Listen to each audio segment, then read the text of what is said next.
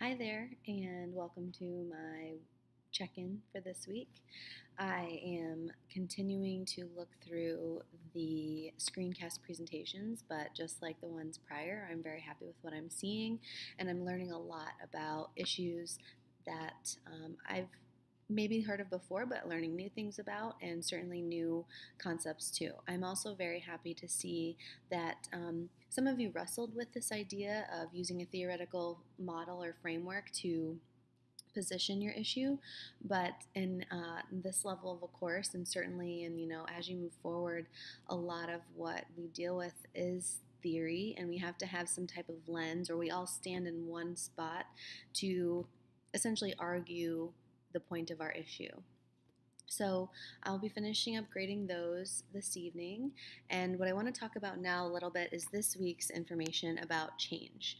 And it's an exciting thing because we've talked about different leadership theories. We've also now talked about kind of the nuts and bolts of policy. And I know you all deal with policy every day, whether it's policy that you like or don't like, and now have more exposure to resources related to different policy matters, and hopefully that they can help you.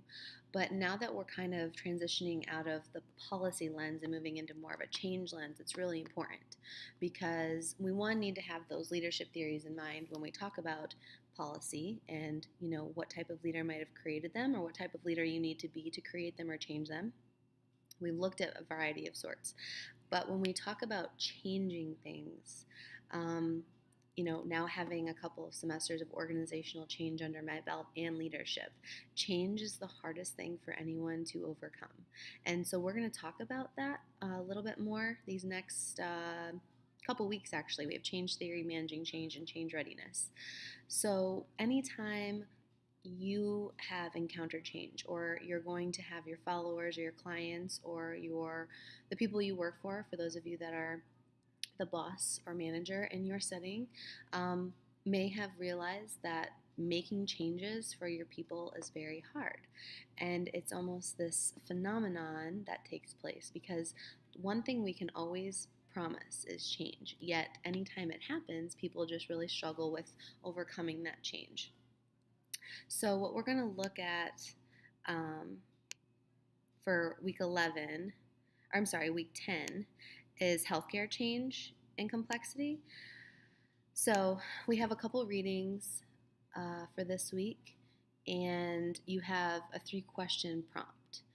Now, I know that the assignment is labeled, there's an assignment injunction with the forum initially called Healthcare Change and Issue Brief. This is not an issue brief like your prior one, and I've even put a little note at the top of this week's prompt that I realize in the table overview of assignments on the timeline, it states that this is a brief writing week. Ignore that terminology as it was used for the brief issue assignment we did a couple weeks ago on a chosen healthcare issue. This week, simply do the forum questions and I will have feedback for you. So this week is an instructor to student forum. So what I want you to talk to me about in your forum is how might Cadordic leadership model be effectively implemented into healthcare, and what might be the outcomes down the road. What stands out to you most about how the concept of complexity clarifies how healthcare organizations work, and what obstacles are there within your specific employer to embracing and understanding complexity as a viable leadership paradigm. Now, the reason we use complex, we're very intentional with that word. And you'll see why once you start getting into your readings a little bit more. So usually what the comparison is between complex, and I just had it. Give me a second. I can't think of it right now. Sorry, I'm totally brain farting because there's a little bit of noise going on outside. It'll come to me in a moment. But the word complex is used intentionally. Oh, the other word is complicated. So there's a difference between something that's complicated and something that's complex. So that's the message I want you to kind of focus on when you're reading. And really let these readings sit with you and think about right now why you believe people struggle with change so much. Is it because of poor leadership? Is it because people like status quo? Is it because um, they've never had to experience change? Because I know many times in the leadership positions I've been in, I do change something or I have changed something. And I think I have this great idea and this policy is going to be so tight. People are going to be so excited that it's changing. And when it starts happening, maybe people are excited to see a breath of fresh air.